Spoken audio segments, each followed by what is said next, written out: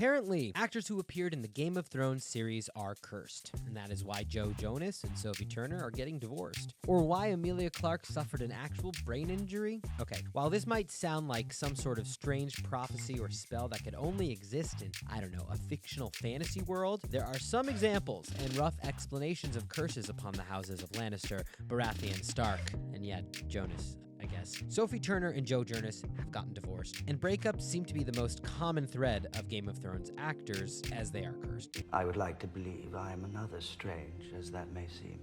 However, some of these examples are really just pointing out how much a bunch of normal people who happen to be actors keep having normal human things happen to them, and therefore they must be cursed, because if they aren't living completely fulfilled lives with no problems after being such a huge hit, again, they must be cursed. Here goes some speculation, and at this point, pretty outdated GOT refs for you. Maisie Williams, who is a girl with a name and a face, broke up with Ruben Selby, who I could care less of who he is, but they were in a 5-year relationship, and no one has ever broken up with someone after 5 years. So that's obviously a curse. But let's go into a realm that's worse than a breakup, a divorce. And the first divorce to happen before Jonas and Turner, which was Jason Momoa, and to be more specific, got divorced to his wife of 4 years and partner of 16 years, which is a lot of years to go happily married before calling it quits. And let's be real, this is also not a curse kind of thing, but Jason and Lisa Bonet released a joint statement that they said they had felt the, quote, changes of these transformational times, a revolution, a feeling and growing of the seismic shifts occurring, unquote.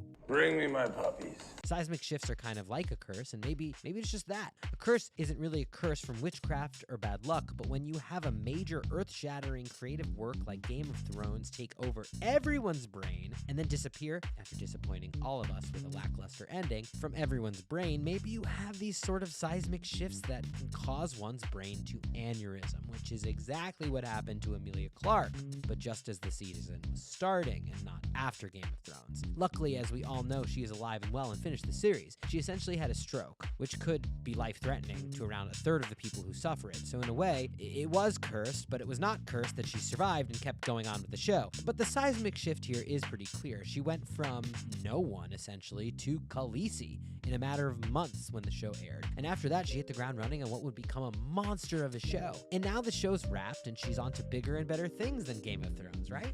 Maybe the curse is yet to get her. So, is there even a curse? Well, Joe Jonas and Sophie Turner are divorced, and that part of this curse because Sophie Turner has been vocal about the struggles post Game of Thrones, which could put a ton of pressure on just about anyone's relationship after you can't seem to find the fame, fortune, or friends that you thought you'd have. Maybe it's easier to blame your woes on a curse rather than something like, let's say, interpersonal relationship differences, but seriously, of course these folks feel cursed. They were on a huge hit TV show where their faces became nearly synonymous with their characters, and so now guys like Kit Harington are running around depressed and struggling with problems with alcohol, even though he now has his spirits lifted after a stint at the Prive Swiss retreat in Connecticut, which costs like $100,000 per month. So I don't know, maybe that's the curse. But keep the faith thou must. Kit, or should I say Jon Snow, has always had a way of coming back from the worst of circumstances.